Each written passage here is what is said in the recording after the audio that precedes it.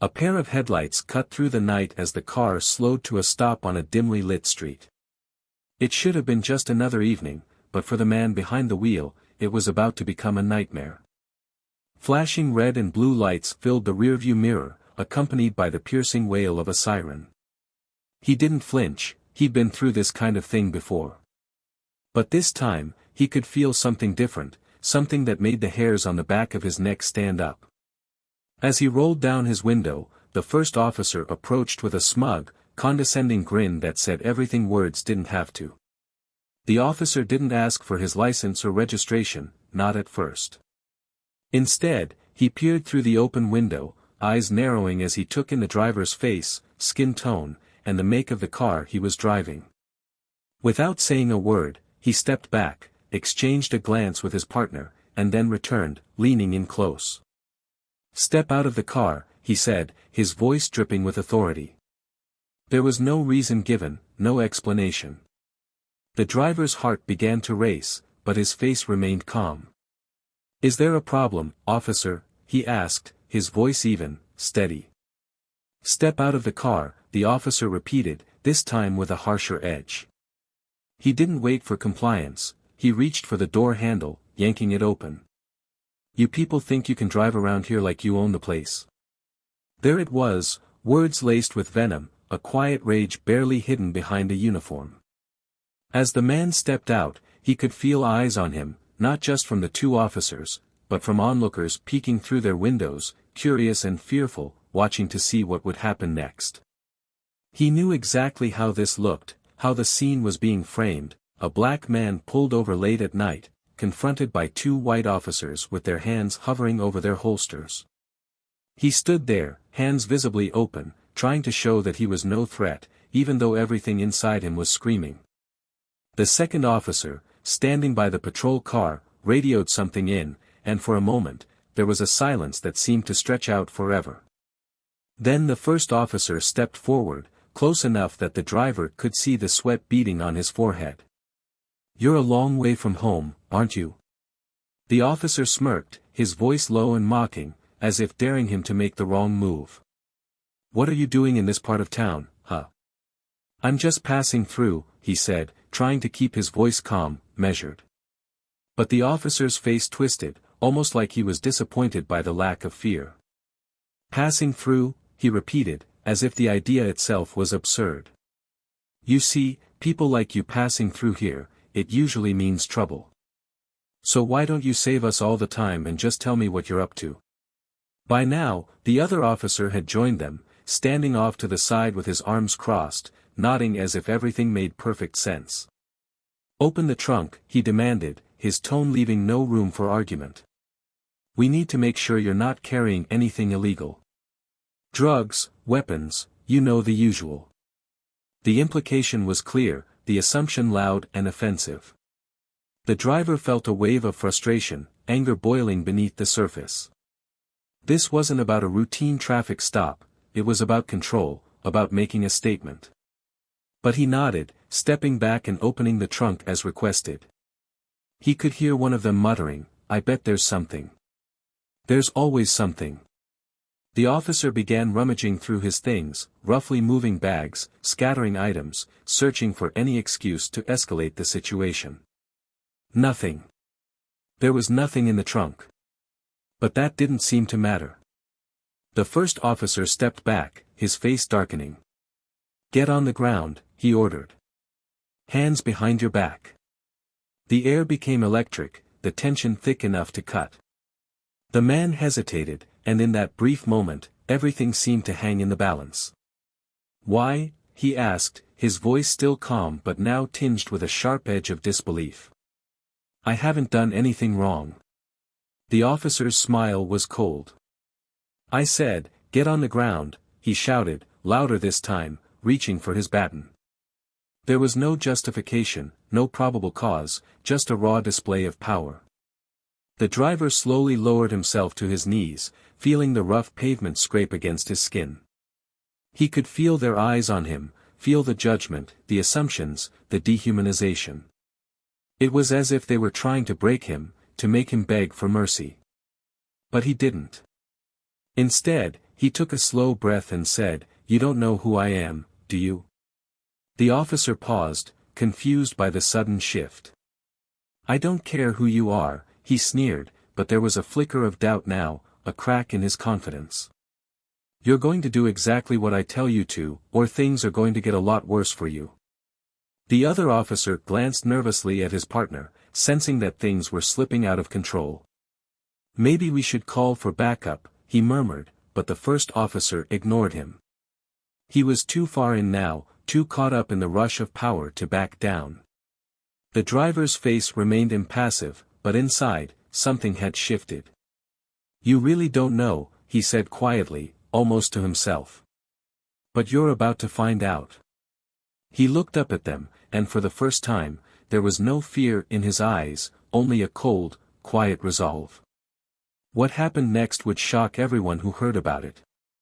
The driver wasn't just another person passing through. He was an undercover agent, and his mission wasn't just to survive this encounter, but to make sure no one else had to go through what he was experiencing. Because in his line of work, he had learned one crucial thing: knowledge is power, and these officers were about to lose everything they thought they knew. The streets of Jacksonville were about to become the center of a storm, and when it was all over, people would be asking questions they never thought they'd have to ask. How could something like this happen, and what was he going to do now that the tables had turned? Stay tuned. You're about to find out just how dangerous it is to underestimate someone when you don't really know who they are.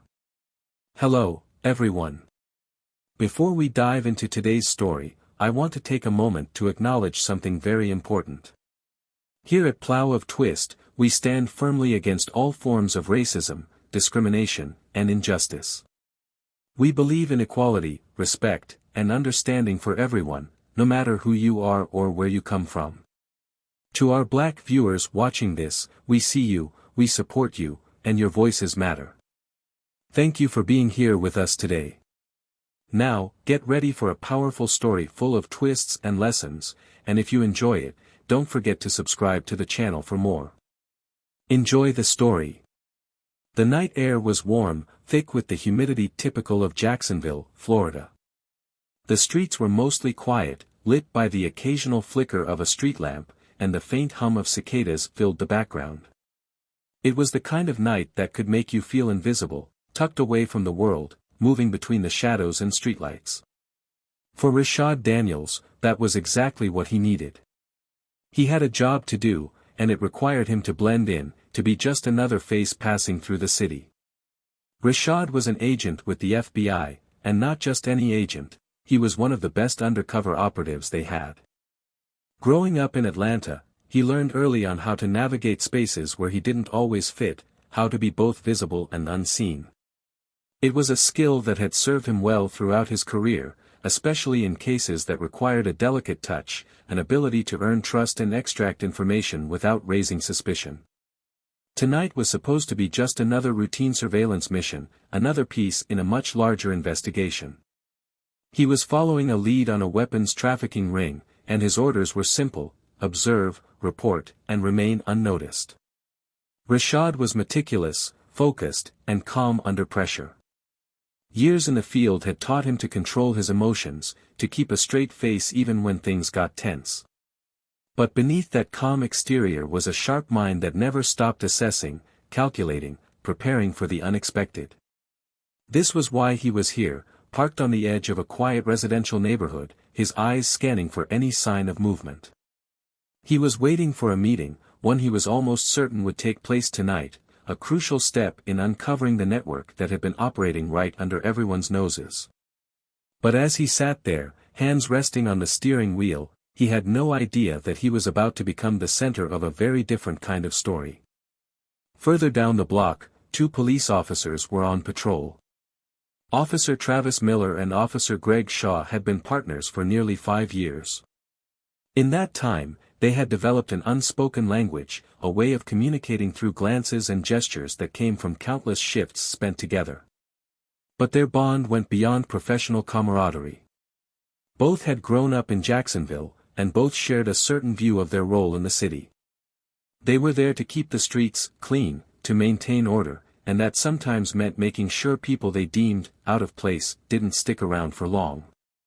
Travis was the leader, the one who liked to take charge. He was tall, with a rigid posture and a sharp, almost predatory gaze. Everything about him exuded authority, from the way he walked to the way he spoke. But beneath that exterior was a deep-seated arrogance, a belief that he was untouchable, that his badge gave him the right to act as he pleased. Greg, on the other hand, was quieter, shorter, and stockier, with a habit of deferring to Travis. He didn't initiate much, but he followed orders without question. It was a dynamic that had worked for them, one that allowed them to push boundaries without ever facing consequences. Until now. As they cruised through the neighborhood, their eyes scanned the streets, looking for anything that might give them a reason to stop, to question, to assert their presence. That's when they saw him, Rashad, sitting alone in his car, staring straight ahead, seemingly out of place in a neighborhood that didn't see many unfamiliar faces after dark. Travis's eyes narrowed. "What do we have here?" he muttered, a smirk tugging at the corner of his mouth. Greg glanced over, already sensing where this was going. "Think he's waiting for someone?" he asked, trying to sound casual, but there was a hint of eagerness in his tone. Travis's smirk widened. "Only one way to find out." He flicked on the lights, the familiar red and blue strobe cutting through the darkness, and turned the patrol car toward Rashad's vehicle. Rashad saw the lights before he heard the siren. For a split second, his mind raced through the possibilities. Could it be that his cover was blown? Did they somehow know who he was, what he was doing? But then he realized it was something else, something he'd seen too many times before. The approaching officers weren't coming for an arrest, they were coming to make a point. He took a breath, forcing himself to stay calm, as the patrol car pulled up alongside him. Travis was the first to step out, his movements deliberate, almost leisurely, like a cat toying with its prey. He approached Rashad's window, tapping on the glass with the knuckle of his finger. Rashad rolled it down, his face expressionless. "Good evening, officer," he said, his voice steady. Travis's eyes narrowed, scanning Rashad's face, his clothes, the car. "What brings you out here tonight?" he asked, the words slow and measured, dripping with a kind of mock curiosity. Rashad didn't miss the way he emphasized the word here, as if his presence needed an explanation. "Just waiting for someone," Rashad replied, keeping his tone neutral. "Well, this isn't exactly a place for waiting, is it?" Travis shot back, his smile thin and condescending. "Mind stepping out of the car for me?" Rashad hesitated, just for a moment, and Travis's eyes lit up, as if he'd found exactly what he was looking for. "Is there a problem?" Rashad asked, still seated, still calm. "Problem?" Travis echoed, his tone suddenly sharp. "The problem is, I don't know who you are or what you're doing here, and that makes me uncomfortable. Now, step out of the car." He took a step back, giving Rashad room to comply, but the tension in his posture made it clear this wasn't a request. Rashad knew better than to escalate, especially when he was outnumbered, but as he opened the door and stepped out, he couldn't shake the feeling that this was going to be more than just a routine stop. Greg stood off to the side, watching, waiting. He'd seen this play out before, seen the way Travis liked to push, to prod, to see how far he could go. And usually, he went pretty far. "Mind if we check the trunk?" Greg asked, stepping forward. Rashad knew he didn't have to agree, but he also knew what refusing would mean. So he nodded, walking to the back of the car and opening it. The officers rummaged through his belongings, their hands moving carelessly, knocking things over, making a mess.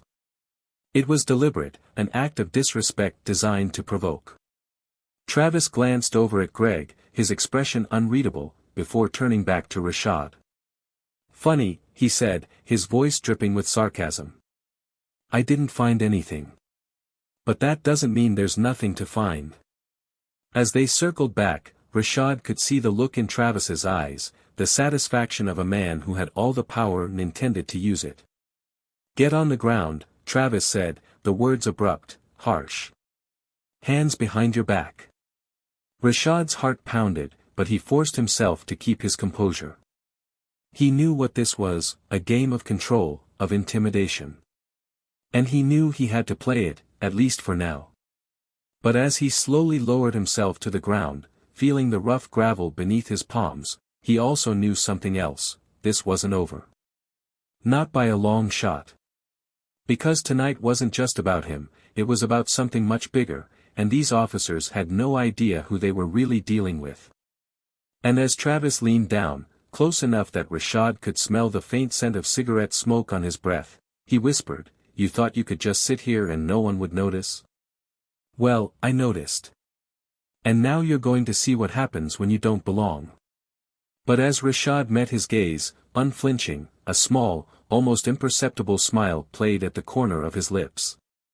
There was more to this story than they could see, and soon, they were going to find out just how wrong they had been. The night stretched on, and the streets of the neighborhood felt eerily still, as if they were holding their breath. Rashad lay on the ground, the cool, rough asphalt digging into his skin, but he kept his face calm, his eyes steady. From where he was, he could see Travis's polished boots planted firmly near his head, a silent statement of dominance. Above him, the stars flickered faintly, indifferent to the tension building between them. Rashad had been in tough situations before, but this felt different.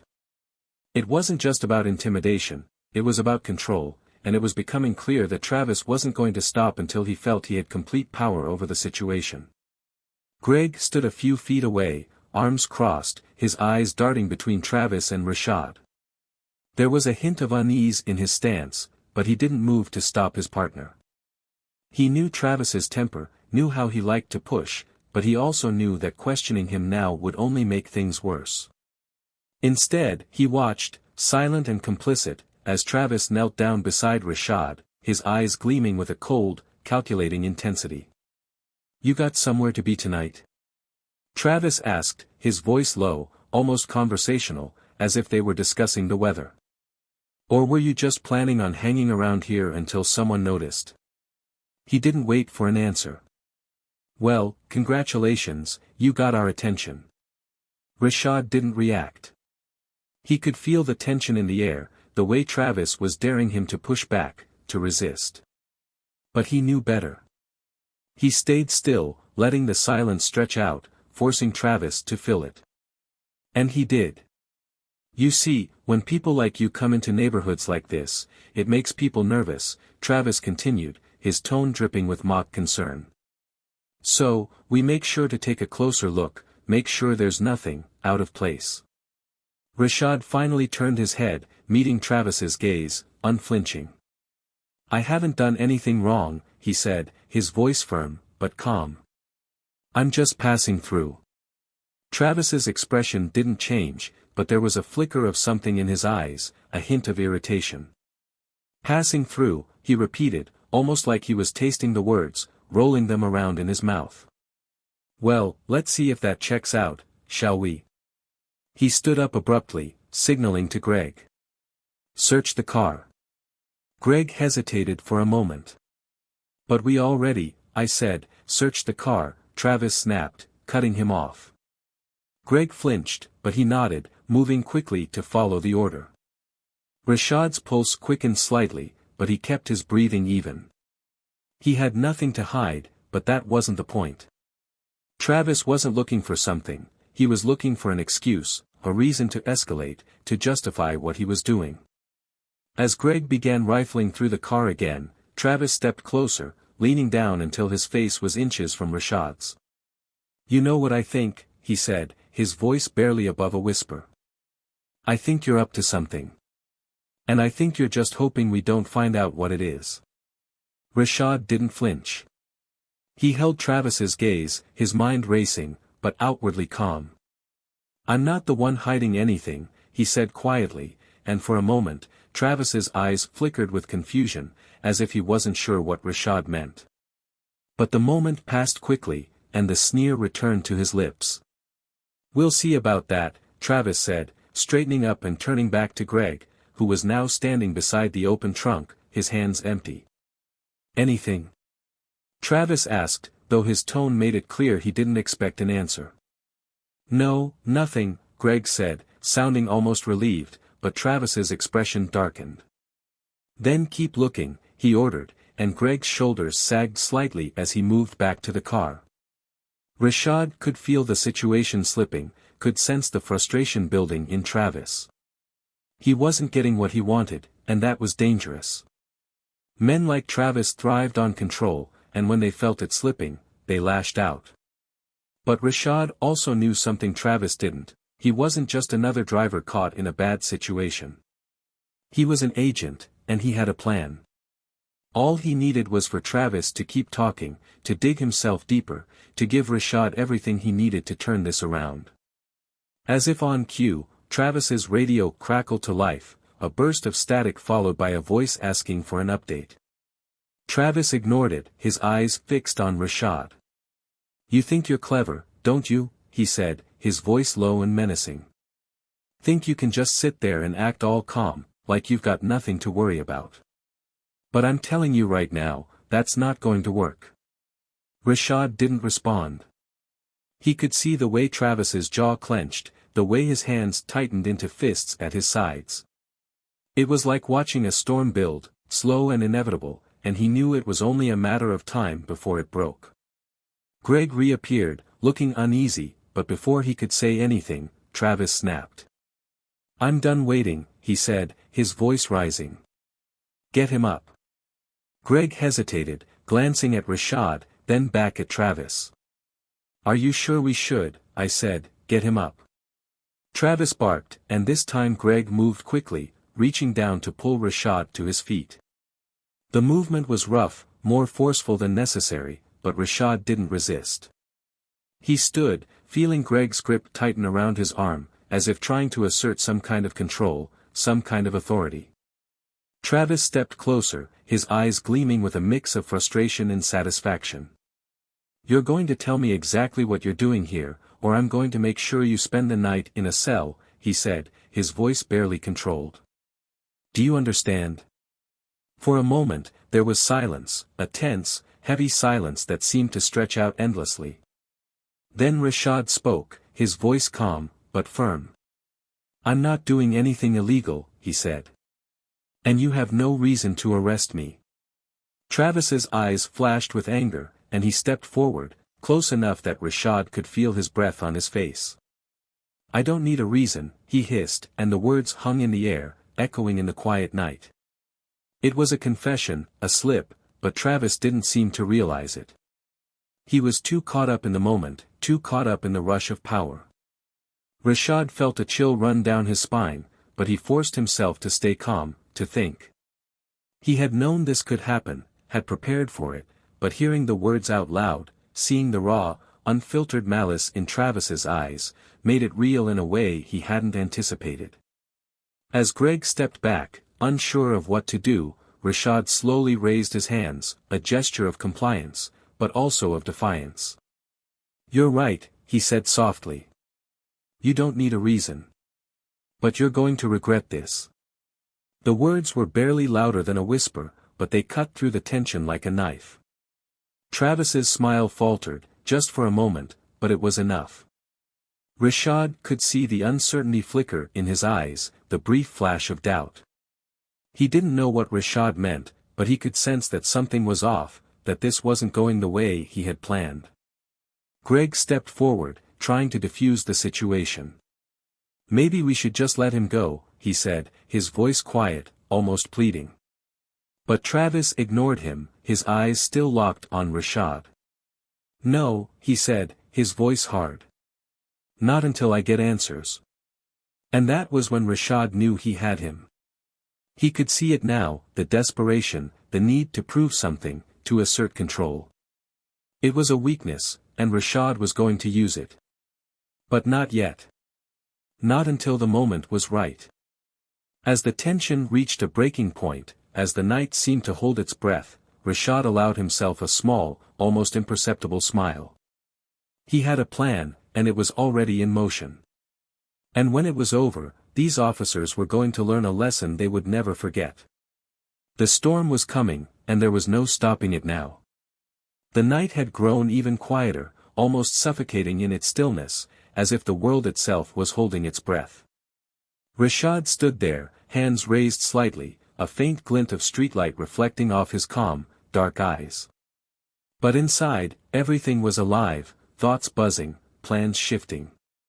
The tension between him and the officers was palpable, heavy enough to drown out the distant hum of traffic. Travis still had that twisted smirk on his face, but there was something else now, a flicker of uncertainty. Rashad had been careful, deliberate, making sure not to give them an inch, but also not to push too hard, until now. Travis stepped closer, his boots crunching on the gravel, and Rashad could feel the heat of his frustration. "You think this is a game?" Travis said, his voice low, barely controlled. "You think you can just stand there and act all high and mighty?" He was trying to regain control, trying to reassert his dominance, but it wasn't working. Rashad could see through it. "I'm done playing nice. You're coming with us, and I don't care what kind of excuses you make." Rashad let out a slow breath, his eyes locking onto Travis's with a calm, unyielding gaze. "And what exactly are you arresting me for?" he asked, his voice measured, almost curious. "Because as far as I can tell, you haven't given me a reason." Greg shifted uneasily, his hands fiddling with the strap of his flashlight. He could sense the situation spiraling, but he wasn't sure how to stop it. "Maybe we should just bring him down to the station," Greg said, glancing at Travis. "Figure it out there." But Travis wasn't listening. His pride was at stake, and he couldn't back down now. Travis took another step forward, close enough that Rashad could see the beads of sweat forming on his forehead. "Don't get smart with me," he snarled. "You're getting in that patrol car, or I'll drag you there myself." And that's when it happened. A faint, almost imperceptible buzz emanated from Rashad's pocket. For a split second, he considered ignoring it, letting it pass. But then he decided against it. Slowly, deliberately, he reached into his pocket and pulled out his phone. Travis stiffened, his hand instinctively moving to his holster, but Rashad didn't flinch. "I'm going to answer this," he said calmly, holding up the phone for them to see. "And you're going to want to listen." There was a pause, a moment of confusion, as Travis and Greg exchanged glances. Then Rashad pressed a button and put the phone on speaker. A voice crackled through the small speaker, clear and authoritative. "Agent Daniels, this is Control. We're awaiting your update. Have you made contact with the suspects?" Silence. For a heartbeat, it felt like the world had stopped spinning. Travis's smirk vanished, replaced by a look of bewilderment. "What did he just say?" Greg whispered, his voice barely audible. Rashad lowered the phone, his eyes never leaving Travis's. "I'm not just some guy passing through," he said, his voice steady, unflinching. "I'm Agent Rashad Daniels, FBI. And I'm on a mission." The color drained from Travis's face.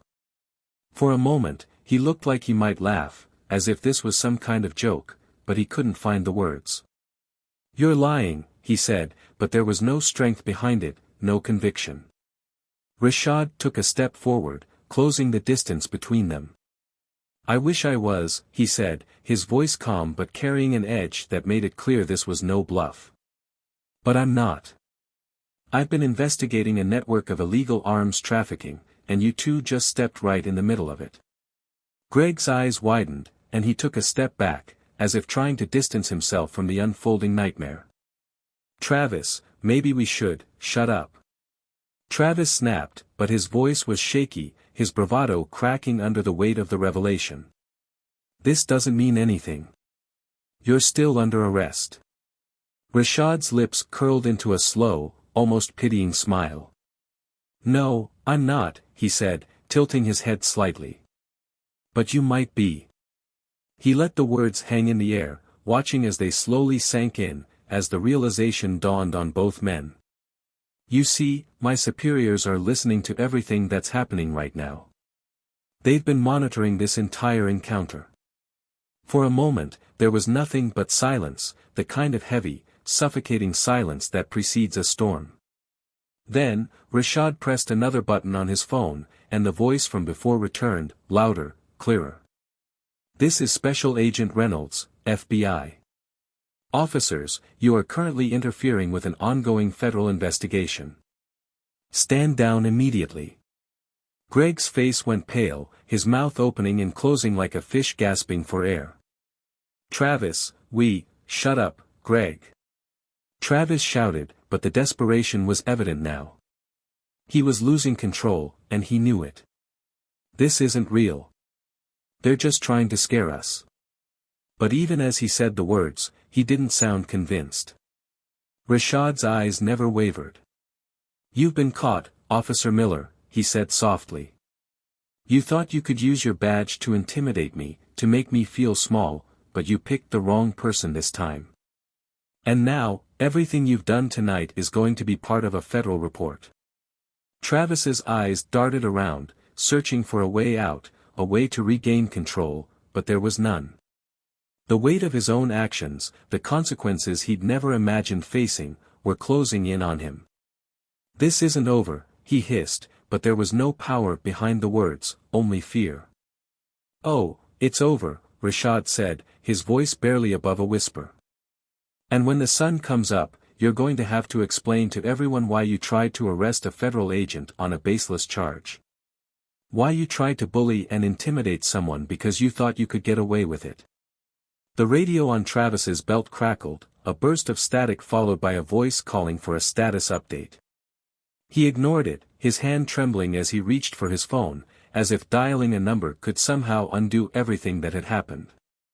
But before he could make a call, Rashad stepped forward, his eyes cold, unyielding. "I'd think twice about that if I were you," he said. "Because right now, the best thing you can do is cooperate." Greg looked like he might faint. He turned to Travis, his voice a frantic whisper. "We need to stop. We need to call this in, let them handle it. We're in over our heads." For once, Travis didn't snap back. He just stood there, his mind reeling, trying to process everything that had gone wrong. He had spent years using his position to control others, to make them feel small, but now the tables had turned, and he was the one facing the consequences. Rashad stepped back, giving them space, but his eyes never left Travis's. "I didn't want it to come to this," he said, his voice softer now, almost regretful. "But you left me no choice. I'm not your enemy, but I won't let you abuse your power without consequence." The phone in Rashad's hand beeped, a notification lighting up the screen. He glanced at it briefly before looking back at the officers. "Backup's on the way," he said, and the simplicity of the statement made it all the more devastating. "Real backup. FBI. And they're going to have a lot of questions for you." Travis's hands shook, his mind racing as he tried to find a way out, but there was none. He could see the flashing lights in the distance, growing brighter, closer, a symbol of everything slipping beyond his control. "This can't be happening," he whispered, his voice breaking. "Oh, it's happening," Rashad said, his voice firm, unwavering. "And when they get here, I'm going to tell them everything. About how you treated me, about how you abused your authority, and about how you tried to cover it up. Because that's what this is about, isn't it? You thought you could use your badge to get away with anything." Greg's hands were up now, as if surrendering to the inevitable. "I didn't know," he stammered. "I didn't know you were." "It doesn't matter," Rashad cut him off. "Because you knew what you were doing was wrong. You knew, and you did it anyway." The lights drew closer, the sound of sirens growing louder, filling the silence that had once seemed so impenetrable. Rashad stood tall, his eyes fixed on the two officers, and for the first time that night, he saw them for what they truly were, men, not the invincible figures they pretended to be. Men who had overstepped, and who would now face the consequences. As the FBI vehicles pulled up, their doors swinging open, Rashad allowed himself a small, satisfied smile. "Looks like the night didn't go quite how you planned," he said, his tone almost conversational. But that's what happens when you underestimate someone. Travis didn't respond. He just stood there, the lights reflecting off his wide, stunned eyes, as agents approached, surrounding them, taking control. Rashad watched as they moved in, calm, methodical, the way he had trained them to be. This was his world, and now, it was theirs. As he was led away, Travis turned back, his eyes pleading, searching for something, anything to hold on to. But there was nothing left. "This isn't fair," he mumbled, as if the words could somehow make it all go away. "This isn't how it's supposed to be." Rashad met his gaze, and for a moment, there was a flicker of pity. "No," he said softly. "It's not fair. But sometimes, you don't get to decide how the story ends." The night was over, and the dawn was coming. And for Travis and Greg, there would be no escaping the consequences. The scene was chaotic now. Red and blue lights flashed against the darkened facades of the buildings, casting long, wavering shadows across the street. More patrol cars had arrived, along with unmarked black SUVs that carried federal agents, their demeanor calm but serious, as if they were stepping onto a scene they had long anticipated. Rashad watched as they moved in, taking over, their presence shifting the atmosphere from one of intimidation to one of authority and control. Travis and Greg were still standing there, the weight of the moment pressing down on them. Travis's face was pale, his earlier bravado completely gone. He looked like a man who had been punched in the gut, trying to catch his breath but finding none. Greg, on the other hand, had his head down, eyes darting nervously, as if hoping this was some kind of terrible dream he could wake up from. Two agents stepped out of one of the SUVs, their faces grim but focused. One of them, a tall woman with short-cropped hair and a commanding presence, approached Rashad. She glanced at him, then at the two officers, before giving a curt nod. "Agent Daniels," she said, acknowledging him, her tone respectful. "We got your alert. What's the situation here?" Rashad didn't hesitate. "These two officers, Travis Miller and Greg Shaw, unlawfully detained me during an undercover operation. They used excessive force and attempted to escalate the situation without cause. I believe their actions were racially motivated." The words were clear, direct, and there was no mistaking their meaning. Travis's head snapped up at that, his eyes wide with disbelief. "That's a lie," he blurted out, his voice hoarse, almost desperate. We didn't do anything wrong. We were just doing our job." The agent, who wore a name tag that read Reynolds, turned her sharp gaze toward Travis. "You were doing your job," she repeated, her voice calm, yet icy. "By detaining a federal agent without probable cause? By threatening him?" She let the questions hang in the air, and Travis faltered, his mouth opening and closing as he tried to find words that wouldn't come. Greg shifted beside him, finally speaking up, though his voice was barely more than a whisper. "We didn't know he was FBI, he said, his tone pleading, as if that would somehow make everything better. "We thought he was just what?" Rashad interjected, stepping forward, his eyes burning with a quiet intensity. "Just another black man you could intimidate. Someone you thought you could push around without facing any consequences." The words cut through the night, sharp and unyielding, and Greg flinched as if he had been physically struck. Reynolds raised a hand, signaling for silence. "We're going to get to the bottom of this," she said firmly. "But right now, you both need to hand over your badges and weapons. You're being placed on administrative leave pending a full investigation." Travis's eyes bulged, his hand instinctively moving to the badge clipped to his belt. "You can't do that," he shouted, his voice cracking with panic. "I haven't done anything wrong. This is all a misunderstanding." But even as he spoke, he knew the words were hollow, empty. No one was listening to his excuses anymore. Reynolds's expression didn't change. "Officer Miller, if you continue to resist, we will have no choice but to place you under arrest right here, right now. So I suggest you cooperate." The calm authority in her voice left no room for argument, and Travis's defiance crumbled, his hands trembling as he slowly unfastened his badge and handed it over. Greg followed suit, his face ashen. Rashad watched them, his heart pounding but his face calm, controlled. He had spent his entire career working to expose corruption, to hold people accountable, and now he was seeing it happen right in front of him. But even as the officers were stripped of their badges, he felt no satisfaction, no triumph. Just a deep, tired sense of resolve. This wasn't about victory, it was about justice. Reynolds turned back to Rashad, her demeanor softening slightly. "We'll handle it from here, Agent Daniels. But if you need to step away for a moment, I understand." She could see the strain in his eyes, the weight of what had happened. But Rashad shook his head. "No," he said quietly. "I need to see this through."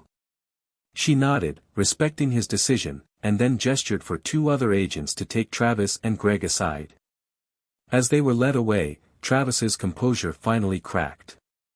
"This isn't fair," he muttered, his voice barely above a whisper, but loud enough for Rashad to hear. "I didn't mean for this to happen."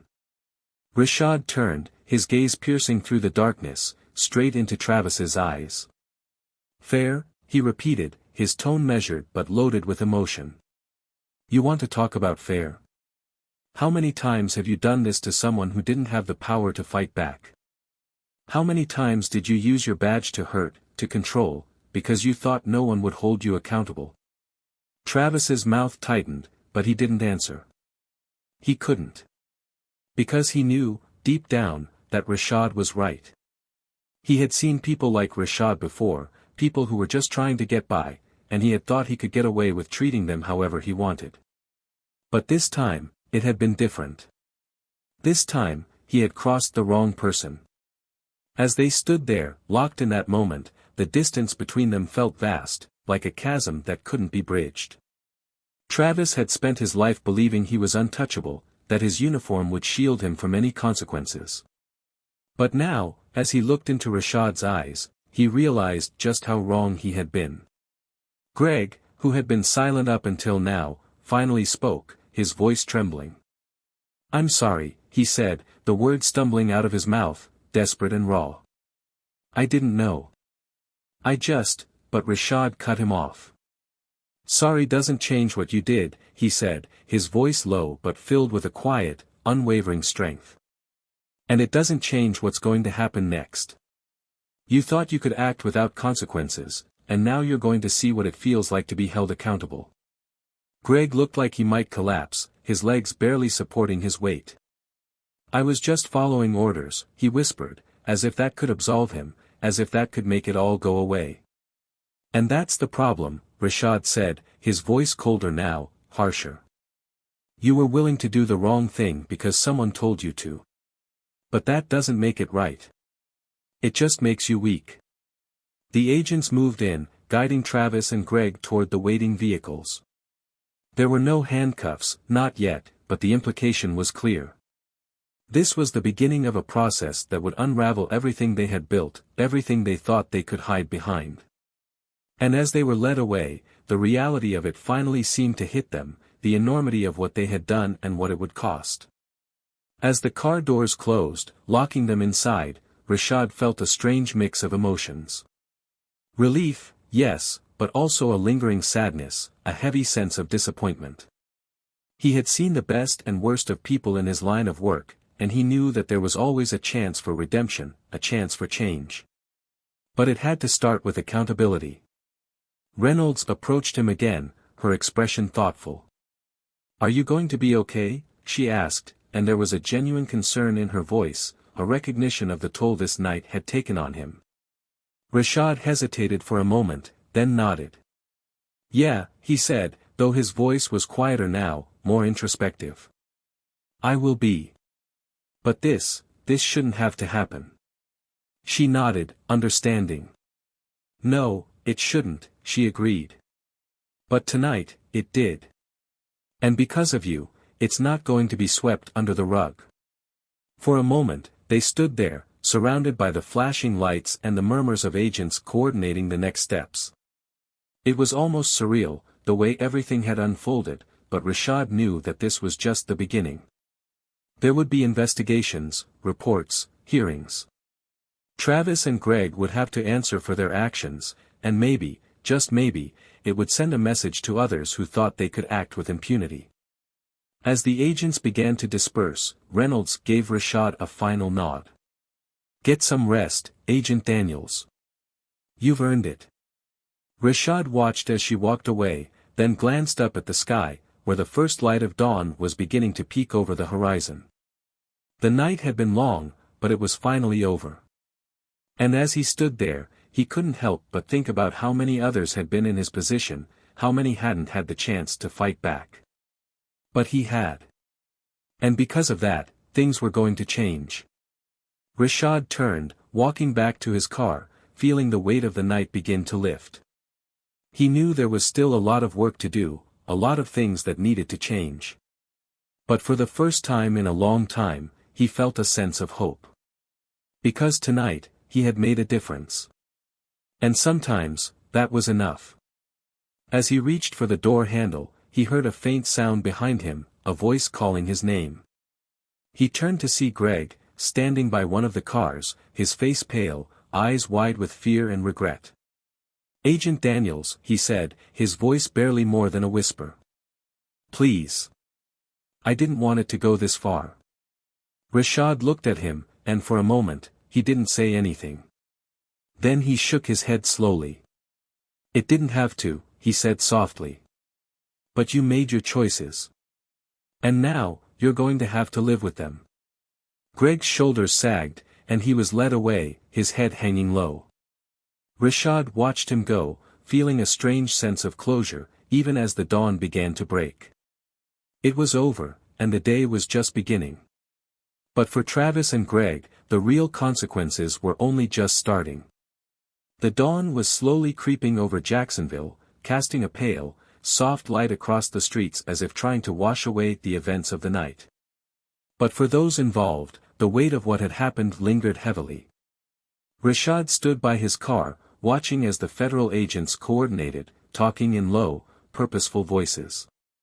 He could see them making calls, taking notes, and snapping photographs, methodically piecing together the evidence they would need to make a case. The sense of control they brought was almost soothing, a sharp contrast to the chaos and unpredictability that had defined the last few hours. Travis and Greg had been taken away, their expressions etched with shock and disbelief, but it was clear that the story wasn't over. There was still a long road ahead, and Rashad knew that what happened next would be crucial. It wasn't just about holding two rogue officers accountable, it was about addressing a deeper, systemic issue, one that had allowed people like Travis to act without fear of consequence for far too long. Rashad's phone buzzed in his pocket, jolting him out of his thoughts. He glanced at the screen and saw a message from Reynolds, asking him to meet her at a nearby coffee shop once things had settled. She wanted to debrief, but more than that, she wanted to discuss the next steps. He took a deep breath, knowing that this conversation would be as important as everything that had happened the night before. The coffee shop was quiet, almost serene, a stark contrast to the drama that had played out just a few blocks away. When Rashad walked in, Reynolds was already there, seated at a corner table with a steaming cup in front of her. She looked up and gave him a nod, gesturing for him to join her.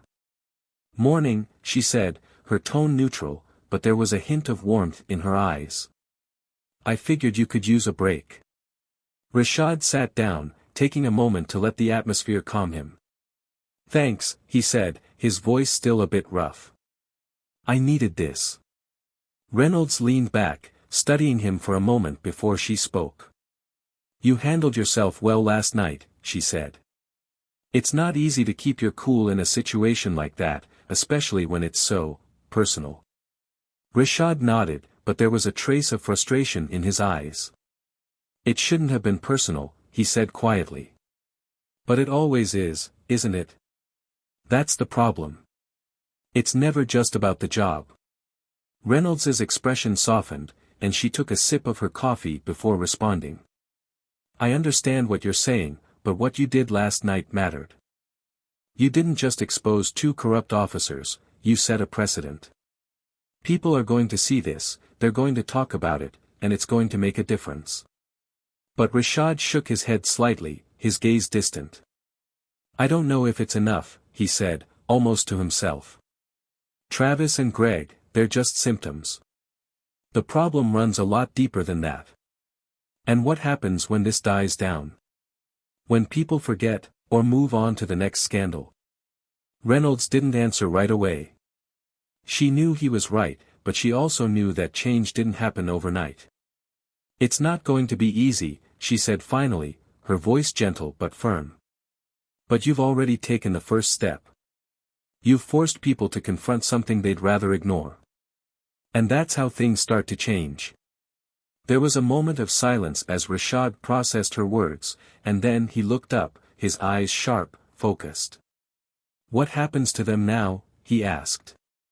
Travis and Greg. What's the process? Reynolds's face hardened slightly, her professional demeanor slipping back into place.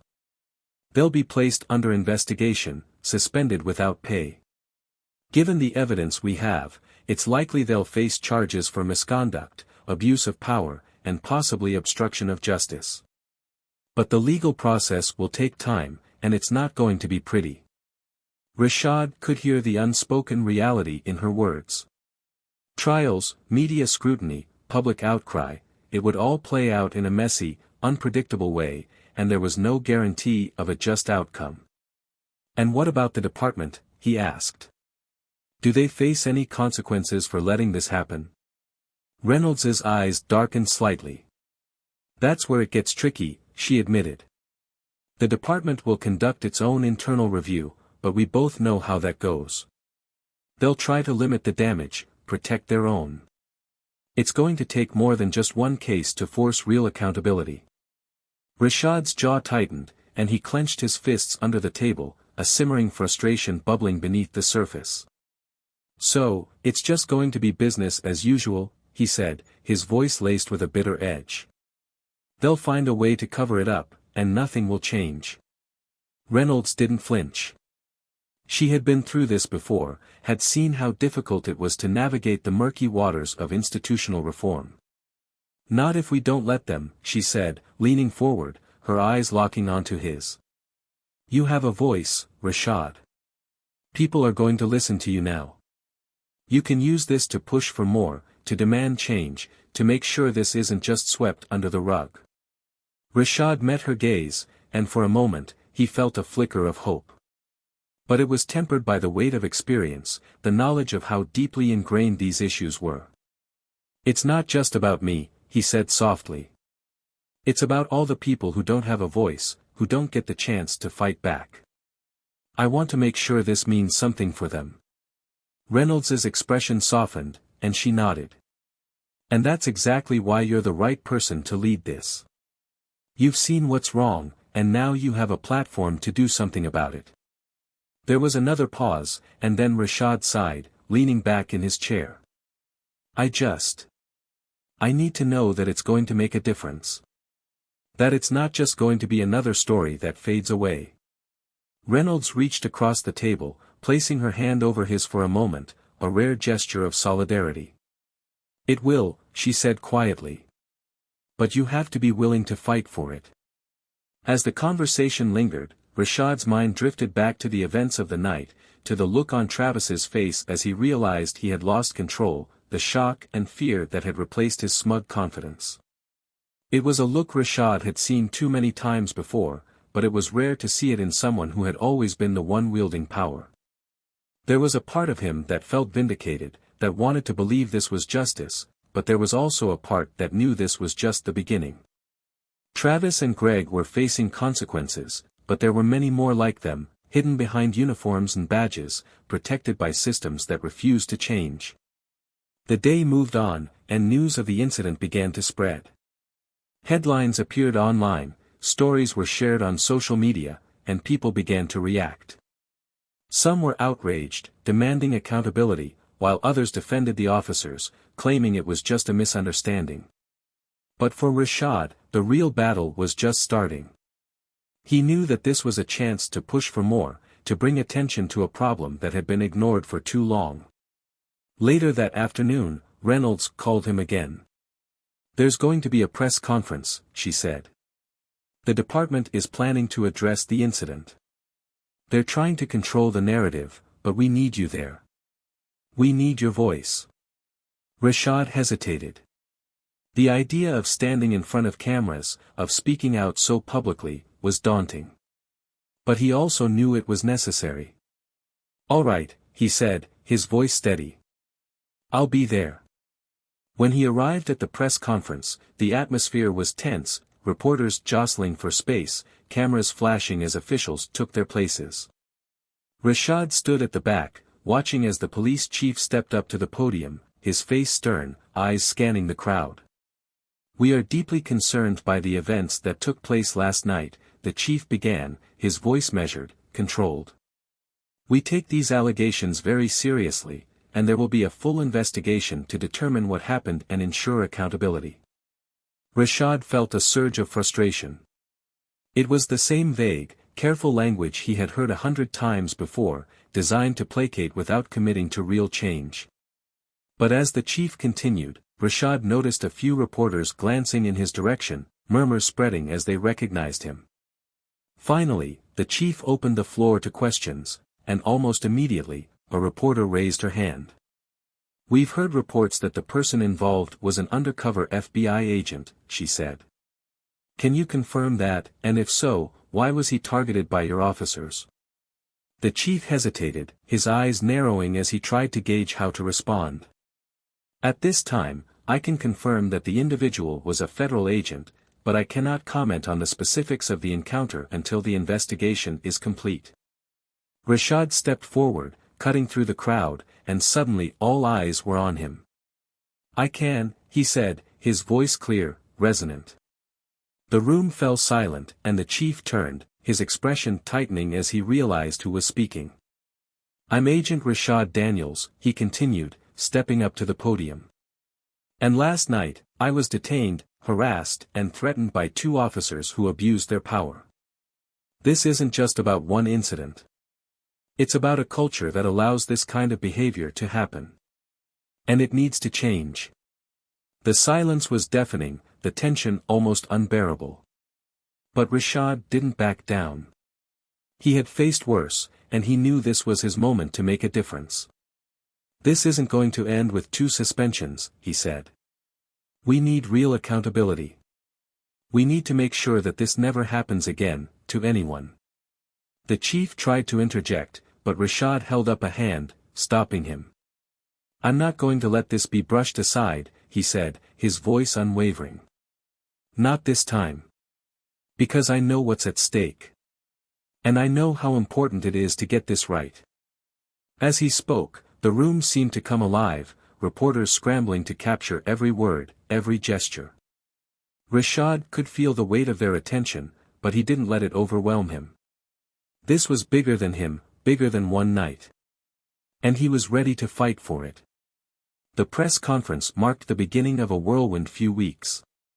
Rashad's bold move to step forward and speak out had ignited a firestorm.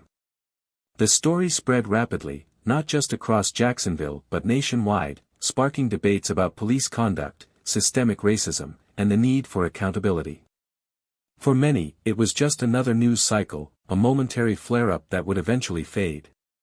But for Rashad, this was a pivotal moment, one that he was determined to see through to the end. The investigation into Travis and Greg was swift and thorough. With the federal agents' involvement and the spotlight Rashad had brought to the case, there was no room for the usual evasions. Surveillance footage, audio recordings, and witness statements all painted a clear picture of what had happened.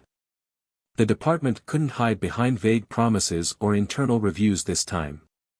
The evidence was irrefutable. Travis was the first to face the consequences. The charges against him included abuse of authority, falsifying reports, and obstruction of justice.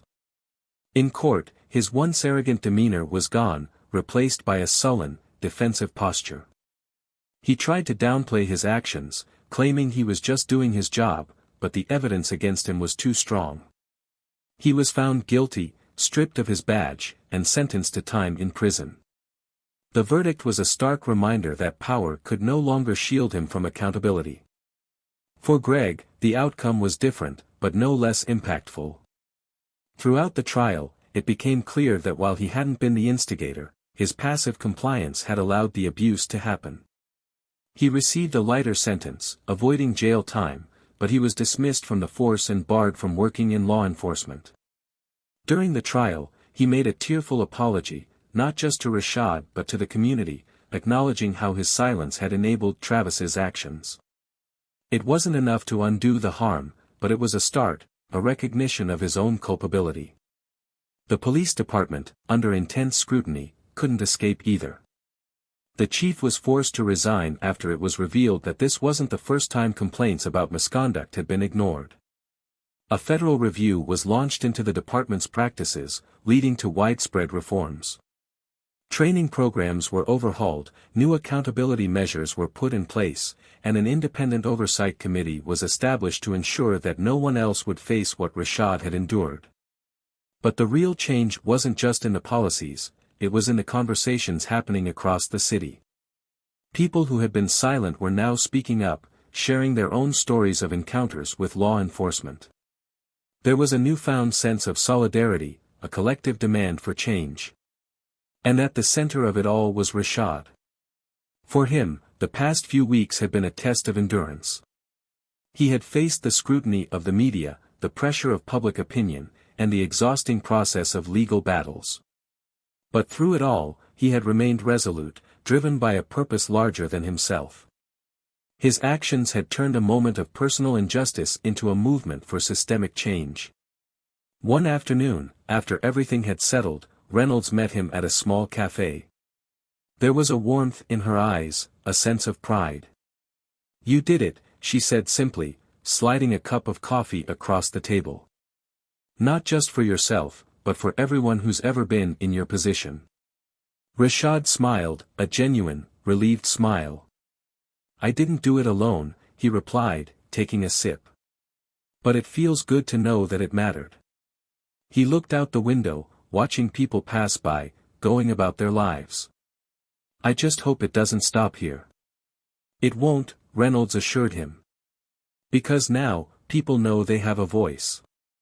And they're not afraid to use it. You made sure of that." As he left the cafe, Rashad felt a lightness he hadn't felt in a long time. The storm had passed, and he had come out of it not just as a survivor, but as a catalyst for change.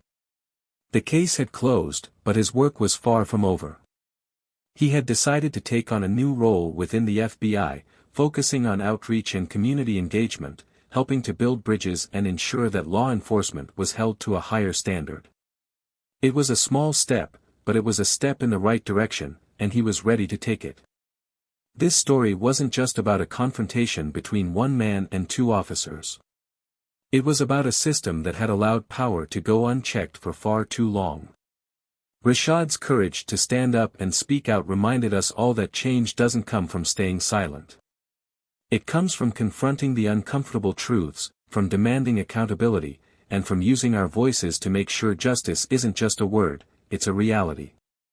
There's a powerful lesson here about the importance of resilience, of fighting back even when the odds are against you. Rashad could have stayed quiet, could have let the system bury his story, but instead, he chose to be heard. And in doing so, he gave others the strength to do the same.